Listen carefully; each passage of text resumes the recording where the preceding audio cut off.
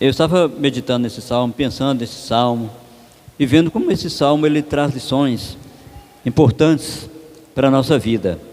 O Salmo 80. A gente sabe que os salmos não era como se o inário, né, dos judeus, eles cantavam tudo isso que a gente vê aqui, alguns cânticos em forma de oração. Esse Salmo 80, ele é uma oração que o salmista levanta diante do Senhor. Então vamos ler esse Salmo 80. Ele tem 19 versículos. Eu quero ler esses 19 versículos com os irmãos, tá? Para a gente entender melhor a palavra. Diz assim então a palavra de Deus: Ó pastor de Israel, dá ouvidos, tu que guias a José como a um rebanho, que te assentas entre os querubins e resplandece. Perante Efraim, Benjamim e Manassés, desperta o teu poder e vem salvar-nos.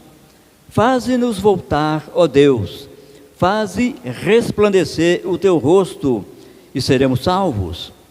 Ó Senhor, Deus dos exércitos, até quando te indignarás contra a oração do teu povo? Tu o sustentas com pão de lágrimas e lhes dás a beber lágrimas em abundância. Tu nos pões por objeto de contenção entre os nossos vizinhos, e os nossos inimigos zombam de nós entre si. Faze-nos voltar, ó Deus dos exércitos, faze resplandecer o teu rosto e seremos salvos. Trouxeste uma vinha do Egito, lançaste fora as nações e a plantaste, preparaste-lhe lugar e fizeste com que ela aprofundasse raízes, e assim encheu a terra. Os montes cobriram-se com a sua sombra, e com os cedros de Deus se tornaram os seus ramos. Ela estendeu a sua ramagem até o mar, e os seus ramos até ao rio. Porque quebraste então os seus valados, de modo que todos os que passam por ela a vindimam. O javali da selva a devasta, e as feras do campo a vindimam. Ó Deus dos exércitos, volta-te, nós te rogamos, atende dos céus e vê, e visita esta vinha, e a videira que a tua destra plantou, e o sarmento que fortificaste para ti. Está queimada pelo fogo, está cortada, pereceu pela repreensão da tua face. Seja a tua mão sobre o varão da tua destra, sobre o filho do homem que fortificaste para ti. Deste modo, não nos iremos de após ti. Guarda-nos em vida e invocaremos o teu nome. Faze-nos voltar, Senhor, Deus dos exércitos, faze resplandecer o teu rosto e seremos salvos. Se você prestou atenção nesse salmo, você percebeu que é uma oração intensa que o salmista levanta diante do Senhor. E eu gostaria que você atentasse para uma expressão que ele repete aqui várias vezes, que é uma repetição, né? A gente chama isso de lei de repetição.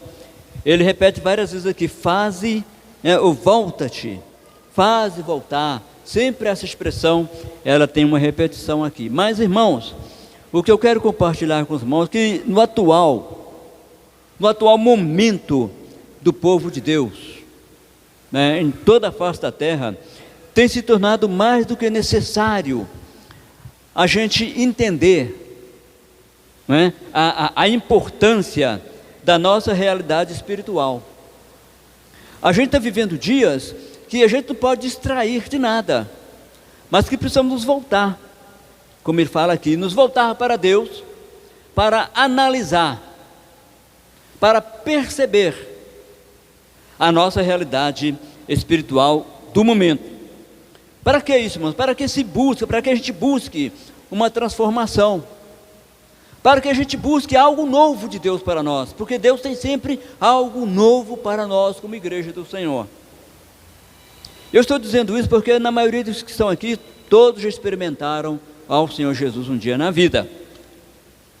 Mas eu quero compartilhar com você que esse salmo, ele serve também de padrão, né, de padrão de Deus, para quem está buscando uma restauração, para quem está buscando um avivamento, para quem está buscando um relacionamento melhor com o Senhor.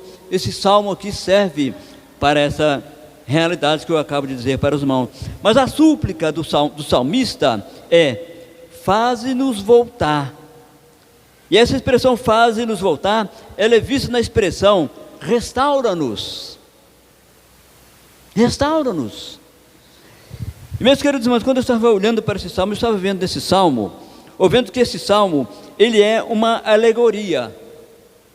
O que é uma alegoria? Uma figura, né? Então, é uma alegoria que serve para a igreja de Cristo hoje, serve para nós na atualidade, essa alegoria que o salmista, ele destaca aqui para nós nessa noite. Mas que visão tinha o salmista quando ele escreveu isso aqui? Qual é a visão que ele tinha do plano divino de Deus para o seu povo? O que ele estava vendo quando ele escreveu esse salmo aqui? Parece que ele estava tendo uma visão espetacular. E o primeiro pontinho que eu quero colocar para você aqui está no versículo 8 até o verso 11. A gente vai ver aqui que ele começa a destacar que ele estava vendo uma vinha.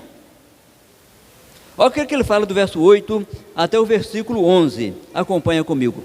Trouxeste uma vinha do Egito, lançaste fora as nações e a plantaste, preparaste-lhe lugar e fizeste com que ela aprofundasse raízes e assim encheu a terra. Os montes cobriram-se com a sua sombra, e como os cedros de Deus se tornaram os seus ramos. E o 11 fala assim: ela estendeu a sua ramagem até ao mar, e os seus ramos até ao rio. Então ele está mostrando aqui que, na verdade, ele estava vendo uma vinha, uma plantação muito bonita, né? Uma vinha que ele estava vendo diante dos seus olhos, nessa sua visão.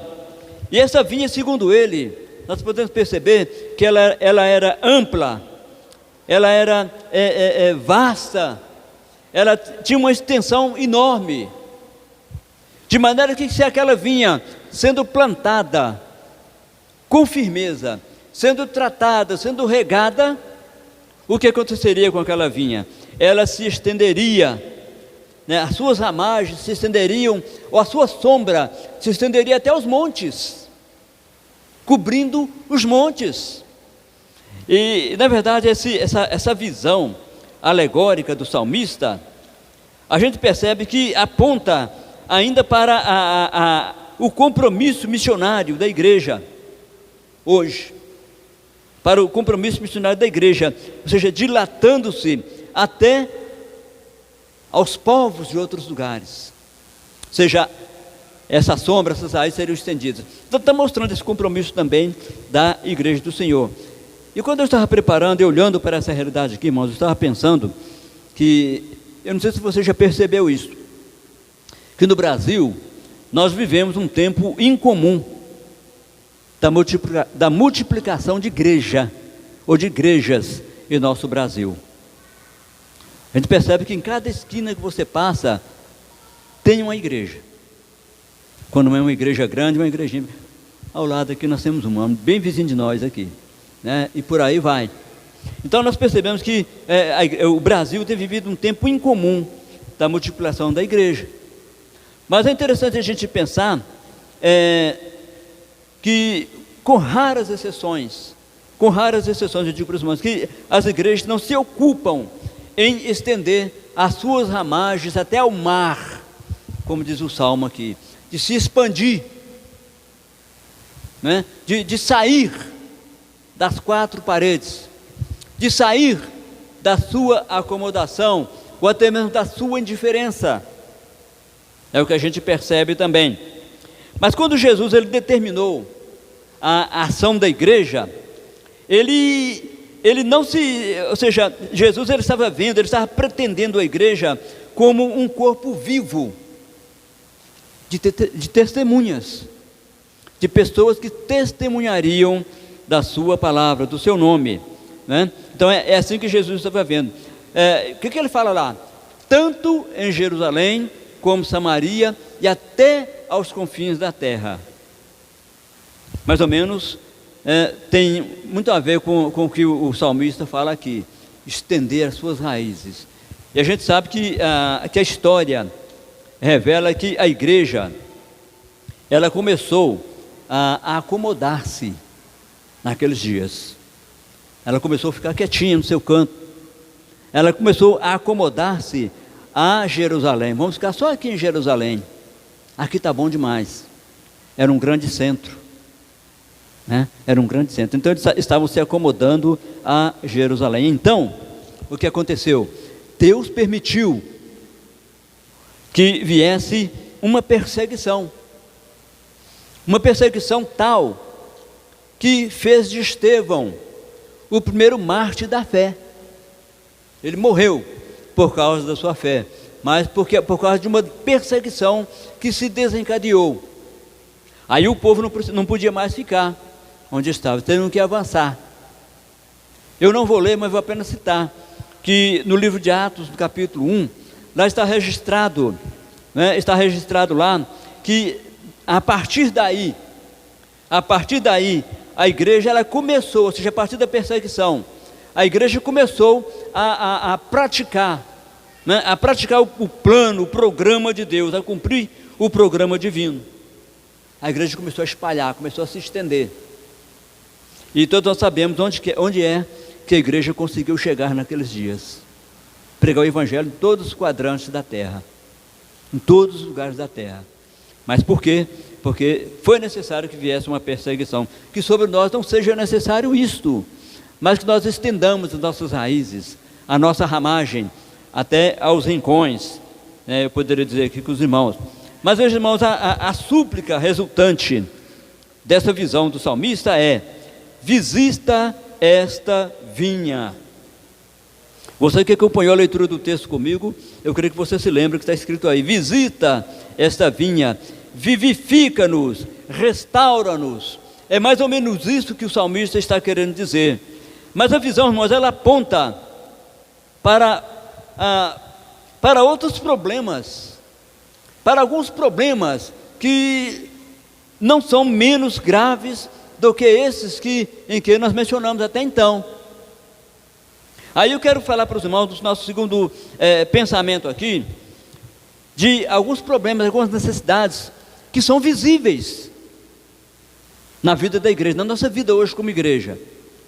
O salmista, no versículo 12 e no versículo 13, que vai nos dizer o seguinte, cheira com os irmãos, o verso 12 e o verso 13 do nosso Salmo 80. Ele fala assim: por que quebraste então os seus valados, de modo que todos os que passam por ela a vindimam? O javali da selva a devasta, e as feras do campo a devoram. O que o salmista estava vendo aqui, quando ele expressa dessa forma aqui? Ele estava, na verdade, a gente vai perceber aqui a consciência da depredação espiritual.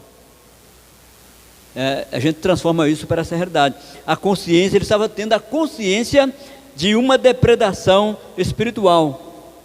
Nesse verso 12 e no verso 13, o salmista, ele percebia as cercas de proteção daquela vinha sendo derrubadas, sendo arrancadas. E ele pergunta para Deus: por que, Senhor, está acontecendo isso? Porque o javali e todas as espécies de feras, bestas feras, estavam penetrando naquela vinha, destruindo aquela vinha. Então ele faz essa pergunta para o Senhor. Mas a gente percebe, irmãos, que ele reconhecia nisso a mão do juízo de Deus. E quando a mão do juízo de Deus ela aparece, as consequências são drásticas. As consequências elas são inevitáveis.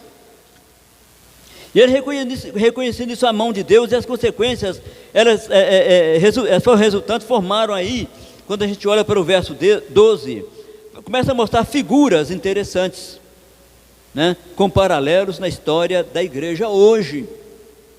O verso 12, eu repito para os irmãos que ele fala aqui. O que ele diz no verso 12? Por que quebraste então os seus valados, de modo que todos que passam por ela a vindimam? Aí no verso 13 ele fala que o javali, né, ele começou a devastar aquela vinha. Então eu gosto de dizer assim, que na igreja, infelizmente, às vezes nós enfrentamos isso. E nós precisamos ter consciência de quando está acontecendo uma depredação espiritual, na nossa vida pessoal, mas também na nossa vida coletiva. A igreja não pode ser depredada dessa forma. Mas a visão, a minha palavra é objetivo, mas a visão, irmãos, do salmista, ele vai percebendo aqui, vai colocando aqui uma série de situações. Jesus, ele sentenciou a igreja de Éfeso, né? Ele sentenciou a igreja de Éfeso, lá em Apocalipse capítulo 2, versículo 5, o que é que o Senhor falou para a igreja de Éfeso?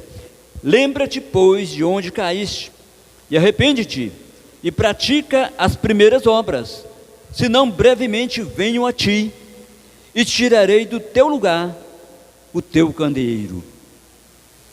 Sabe, irmãos, a igreja de Éfeso, ela seria deixada sem programa, sem o programa de Deus.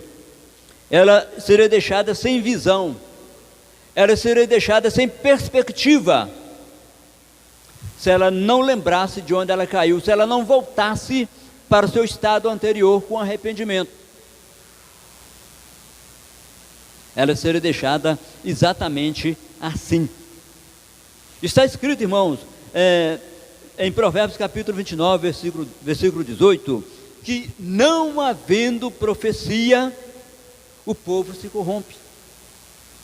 Uma outra versão fala que não havendo profecia, né, quando não há visão, quando não há profecia, o povo fica sem freio, o povo fica sem rumo. E nós, como igreja do Senhor, nós não podemos ficar sem rumo, não podemos ficar dispersos. A semelhança lá do Neemias, quando estava construindo o templo, né, os muros, ele falou: olha, nós estamos distantes uns dos outros, e estando distantes uns dos outros, é muito fácil ser destruído, é fácil se tornar uma presa do inimigo. Jesus chamou, ele convidou a igreja para a unidade. E na visão do salmista, ele teve essa consciência da depredação espiritual, exatamente como nós percebemos nos dias atuais. Por quê? Porque nos dias atuais são muitos arraiais que estão fugindo das normas da palavra de Deus.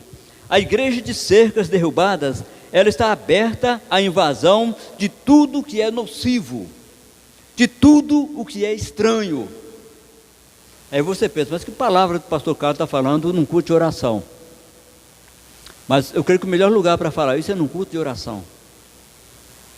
É num culto de oração, porque nós estamos aqui para orar para isso também, para nossa restauração.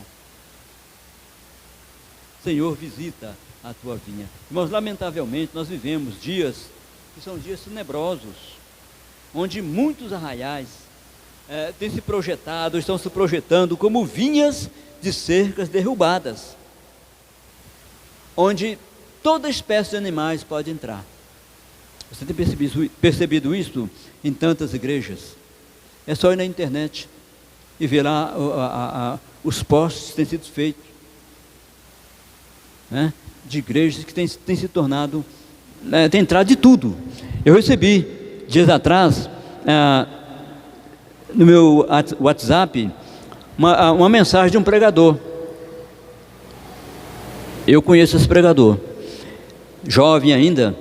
Ele mandou um pouquinho da mensagem que ele estava pregando, mas quando eu estava vendo aquela mensagem, ele caminhava para lá, para cá, de repente eu vi que ele caminhou onde estava o púlpito, ou não estava o púlpito.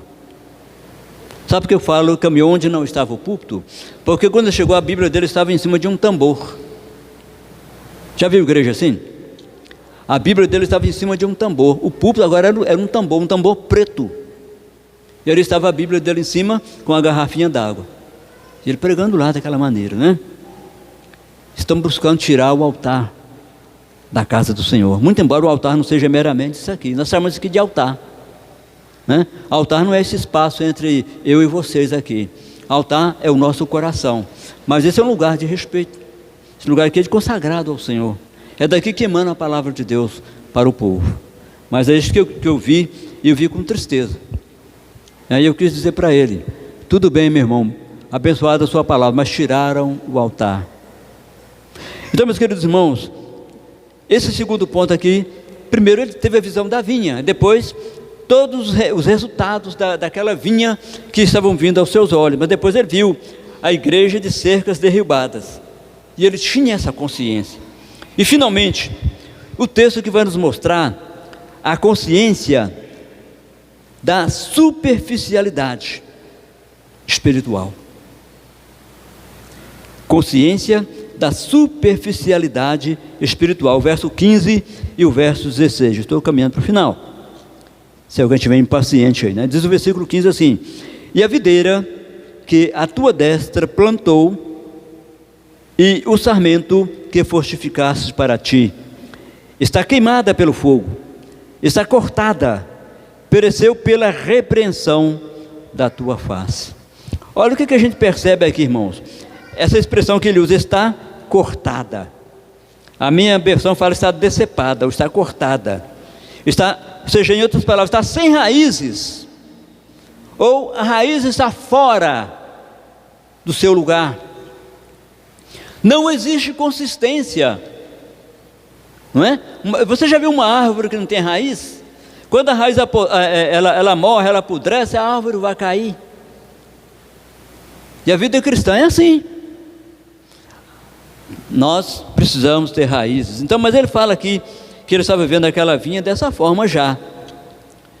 Isso aqui, irmãos, fala de quê? Fala de espiritualidade vazia. Infelizmente são muitos irmãos, muita gente está vivendo esse tempo de espiritualidade vazia, sem sentido, oca, sem resultado. É o que nos fala então essa expressão, nos traz essa ideia. Um avivamento, irmãos, é um recurso de Deus para instalar, né? Para instalar ou reacender, eu vou usar essa expressão aqui, para reacender paixões perdidas. No início da nossa vida cristã, nós éramos apaixonados pelos valores espirituais. Muitos eram apaixonados pelo evangelismo, eram apaixonados pela palavra, pelo louvor, por uma vida vibrante. Mas com o passar do tempo isso vai definhando, vai acabando. Era mais ou menos isto que o salmista estava vendo naquela visão. Estava tendo a consciência da superficialidade espiritual. A igreja, mas ela precisa desse avivamento. Ela precisa desse despertamento para sair da mesmice, para sair do marasmo, sair do indiferentismo e se voltar inteiramente para o Senhor. Quando a igreja sai dessa condição, ou seja, as suas raízes, as raízes de uma vida intensa de oração vai acontecer. A vida intensa na área missionária, na área de missões, ou de tudo mais que aquilo que diz respeito ao espiritual, vai começar a aparecer na vida da igreja. A nossa adoração será diferente. O nosso cântico, o nosso louvor será diferente. A nossa oração será mais vibrante. A nossa comunhão será mais íntima. O nosso amor será mais ardente. Em consequência desta restauração, da ausência dessa superficialidade espiritual. E eu concluo nessa noite para os irmãos, lendo o verso 18 e o verso 19. O verso 18 e o verso 19 vai nos dizer assim: deste modo, não nos iremos de após ti, guarda-nos em vida, e invocaremos o teu nome. E ele fecha assim: faze-nos voltar, Senhor, Deus dos exércitos, faze resplandecer o teu rosto e seremos salvos. Visita a tua vinha. Dessa forma nós não iremos após isso. Quando Deus visitar os nossos corações, de fato e de verdade, por um desejo nosso, nós jamais iremos nos apartar do Senhor. Nós jamais seremos os mesmos de antes, porque Deus muda, Deus transforma, e Ele quer transformar a vida da igreja. Deus me trouxe essa palavra para essa noite, para os irmãos. Eu vou dizer para os irmãos que hoje eu tive um dia que eu nunca passei na minha vida, um dia atribulado, mas eu sabia por quê. Deus tinha essa palavra para o seu coração nessa noite, mas o diabo jamais iria impedir que eu falasse essa palavra nessa noite, para os amados irmãos.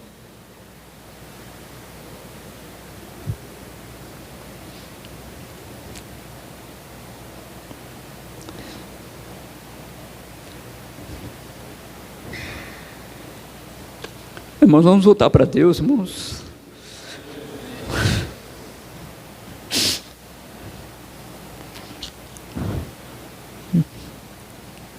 Não quer dizer que você está sentado na igreja, ou que você está vindo para a igreja todo dia, que você está restaurado.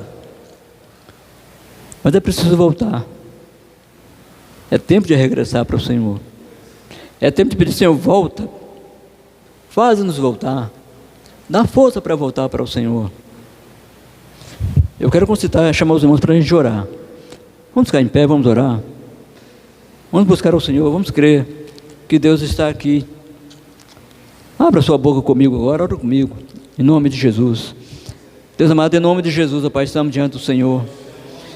Nós queremos, ó Pai, sermos, ó Deus, crentes fervorosos, atuantes, ó Deus, pessoas que sejam vivas de fato e de verdade diante da Tua presença. Eu te peço, ó Pai, no nome de Jesus, que a Tua graça possa alcançar aquele coração, ó Pai, mais empedernido, Senhor, mais duro. Em nome de Jesus, ó Pai, que as realidades da Tua palavra, elas se façam presentes em nossas vidas, para que sejamos uma igreja, ó Pai, uma igreja vibrante, uma igreja fervorosa, um povo que ama o Senhor, um povo, ó Pai, que seja ativo. Ó Deus, esse povo é o povo que o Senhor tem buscado. Escuta a nossa oração, Senhor. Restaura-nos, ó Pai, pelo Teu amor. Visita essa vinha que é a Tua igreja, Pai. Visita esta vinha nessa noite mesmo, ó Pai. Ó Deus, que o povo saia daqui, ó Pai, visitado com a Tua graça, com a Tua presença. Ó Deus, porque isso é bom para nós, ó Pai. Isso faz bem para nós, Pai. Fará bem para a nossa alma. Fará bem para os nossos vizinhos. Fará bem, ó Pai, para o nosso bairro. Fará bem para o nosso Brasil, Senhor. Escuta a nossa oração, Pai. Nós clamamos, ó Pai, no nome de Jesus. Vem sobre nós, em nome de Jesus é a nossa oração, com perdão dos nossos pecados, e no nome de Jesus, amém. Graças a Deus.